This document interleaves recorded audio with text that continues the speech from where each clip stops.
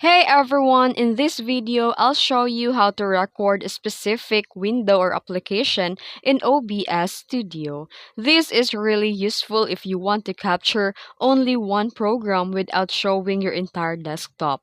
Let's get started. First, open the OBS Studio.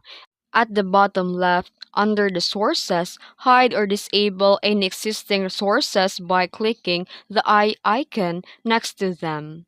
Then here next, decide which window you want to record. For this demo, I'll use a folder, but you can use any app or program.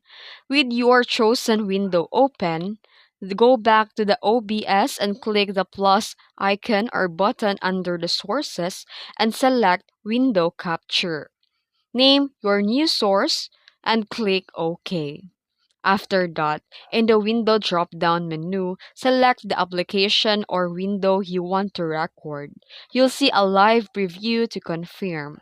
You can leave the capture method on automatic unless you run into issues. In that case, switch to Windows 10. If you want your mouse cursor to be visible, make sure the capture cursor is checked and click OK. Now you can adjust the position of your capture. Right-click the sources and go to the transform to fit the screen to center it. You can also resize or reposition it manually.